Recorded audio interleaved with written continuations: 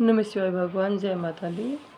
सभी भक्तों को माता के नवरात्रों को लेकर हार्दिक शुभकामनाएं।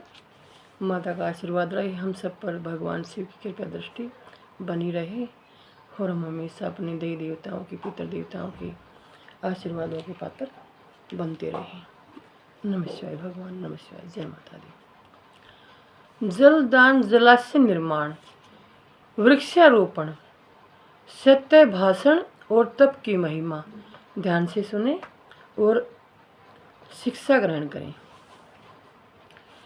सनत कुमार जी कहते हैं कि व्यास जी, जल दान सबसे श्रेष्ठ है। वह सब दानों में सदा उत्तम है, क्योंकि जल सभी शिव समुदाय को तृप्त करने वाला जीवन कहा गया है। इसलिए बड़े स्नेह के साथ अनिवार्य रूप से प्रपादान पौंसला चलाकर दूसरों को पानी पिलाने का प्रबंध करना चाहिए। जलाशय का निर्माण इस लोक और परलोक में भी महान आनंद की प्राप्ति कराने वाला होता है। यह सत्य है, इसमें संशय नहीं है। इसलिए मनुष्य को चाहिए कि वह कुआं, बावड़ी और तालाब जरूर बनवाए। कुएं में जब पानी निकल आता है तब वह पापी पुरुष के पाप कर्म का आधा भाग हर लेता है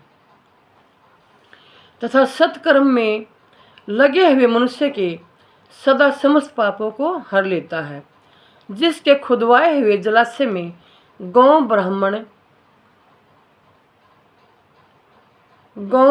ब्राह्मण तथा साधु पुरुष सदा पानी पीते हैं, वह अपने सारे वंश का उद्धार कर देता है।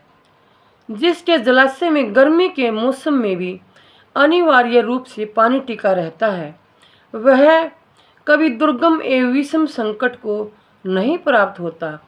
जिसके पोखरे में केवल वर्षा ऋतु में जल ठहरता है, उसे प्रतिदिन अग्निहोत्र करने का फल मिलता है।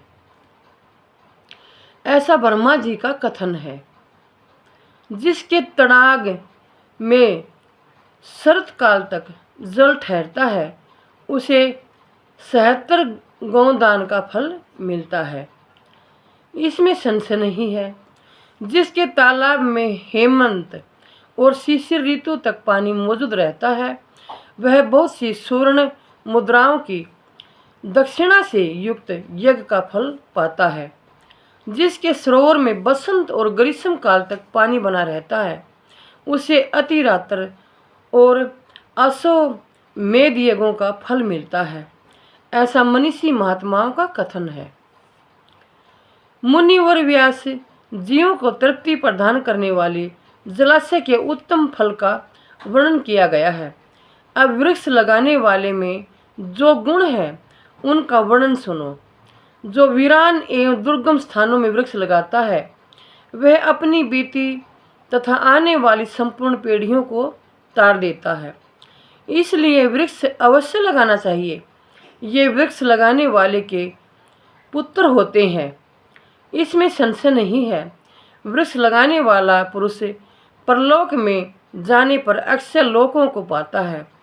पोखरा खुदाने वाला, वृक्ष लगाने वाला और यज्ञ कराने वाला जो दविज है, वह तथा दूसरे सत्यवादी पुरुष ये स्वर्ग से कभी नीचे नहीं गिरते।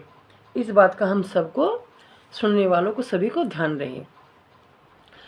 सत्य ही पर ब्रह्मा है, सत्य ही परम तप है, सत्य ही श्रेष्ठ यज्ञ है और सत्य ही उत्कृष्ट शास्त्र ज्ञान है। सोए हुए पुरुषों में सत्य ही जागता है, सत्य ही परम पद है, सत्य से ही पृथ्वी टिकी हुई है और सत्य में ही सब कुछ प्रतिष्ठित है। तप, यज्ञ, पुण्य, देवता, ऋषि और पितरों का पूजन, जल और विद्या, ये सब सत्य पर ही अवलंबित है। सबका आधार सत्य ही है। सत्य ही यज्ञ, तप, दान, मंत्र, सरस्वती देवी तथा ब्रह्मचर्य है। ओंकार भी सत्य रूप ही है। सत्य से ही वायु चलती है, सत्य से ही सूर्य तपता है, सत्य से ही आग जलाती है और सत्य से ही स्वर्ग टिका हुआ है।